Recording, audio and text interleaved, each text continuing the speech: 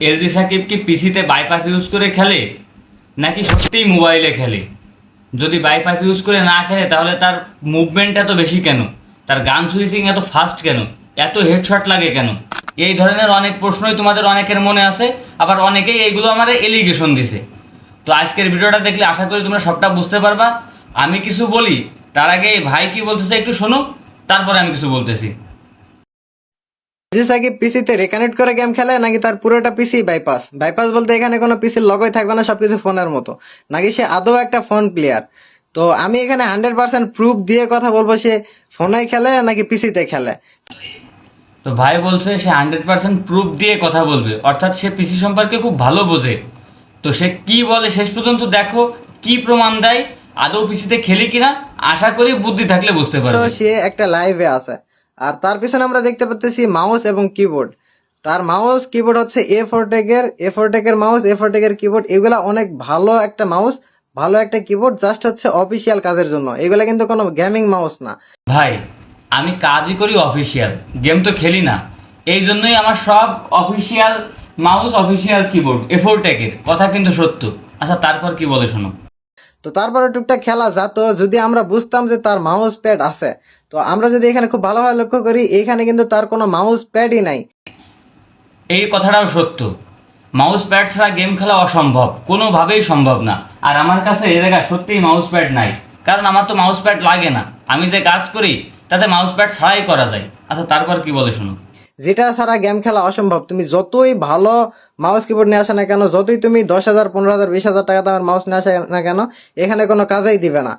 আর আমি সাবরুল বলতেছি, এই পিসিতে গেম খেলা অসম্ভব, সে একজন ফোন প্লেয়ার। আর তোমরা যারা পিসিতে গেম খেলো তারা খুব ভালোভাবে নোটিস করতে পারতেছ, এইগুলা জিনিস দিয়ে কিন্তু কখনোই গেমিং করা সম্ভব না।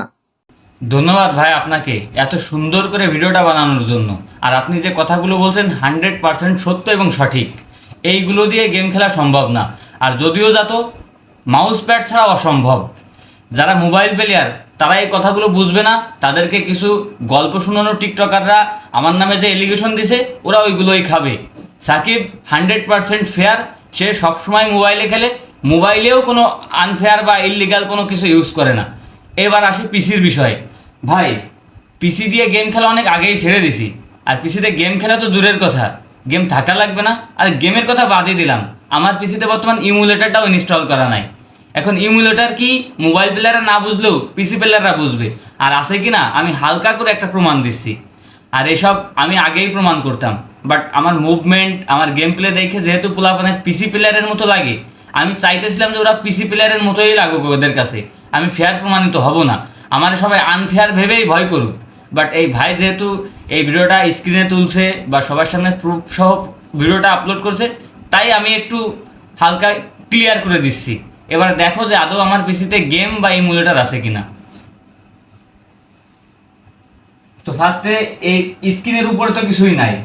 আবার এখানে যদি আসি, এই জায়গাও তোমরা দেখলে কোনো ইমুলেটার বা গেম কোনো কিছুই খুঁজে পাবে না। জাস্ট অফিসিয়াল কাজগুলো করার জন্য আমার যা যা প্রয়োজন তাই তাই রাখছি। আচ্ছা এই জায়গায় যদি বাদ দিয়ে তোমাদেরকে এই জায়গাটা নিয়ে আসি, এই জায়গাটা দেখলেও তোমরা কিন্তু গেম বা এই জাতীয় কোনো কিছুই খুঁজে পাবে না। ফ্রি ফায়ার তো দূরের কথা, অন্য কোনো গেমও পাবে না, কারণ আমি পিসিতে গেম খেলি না, ওই সময়ও নাই। রাত দিন পিসিতে কাজ করতে করতে তারপরে যে পিসি দিয়ে গেম খেলবো অত লোড নিয়ে পারি না।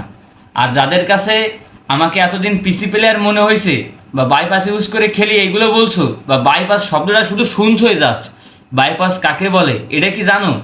যাই হোক, অত কথা বাড়াবো না। এলজি সাকিব আনফেয়ার কিছুই না, যা খেলে রিয়েল, যা আপলোড করে রিয়েল, স্ক্রিপ্টেড কিছুও বানায় না।